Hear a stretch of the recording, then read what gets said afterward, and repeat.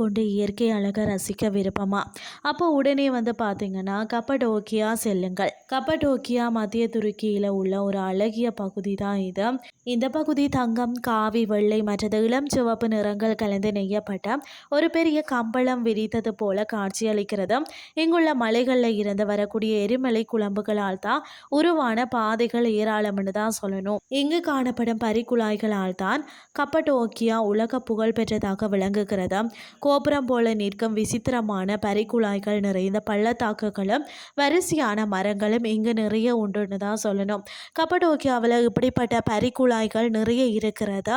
அதோடு பாறைகளை குடைந்து கட்டிய கிறிஸ்தவ ஆலயங்கள் மற்றது வந்து பார்த்திங்கன்னா மகுடங்களும் உள்ளது. பண்டைய காலத்தில் இங்கு வாழ்ந்த மக்கள் விவசாயிகளும் துறவிகளும் பக்கத்து வீடுகளில் பாறைகளை வந்து குடைந்து வாழ்கிறார்கள். அந்த பகுதியில் பார்த்திங்கன்னா எரிமலை சாம்பல் குளிர்ந்து போனதால் தான் அது வந்து பார்த்திங்கன்னா டபா என்ற மென்மையான பாறையாக மாறியதாம். காலப்போக்கில் காற்று மற்றது நீரால் அரிக்கப்பட்டு இந்த விசித்திரமான வடிவங்கள் உருவாகின.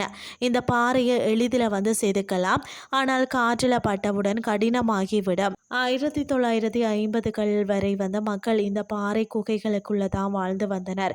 இன்று இந்த இடங்கள் வந்து துருக்கியின் மிக முக்கியமான சுற்றுலா தலங்கள்.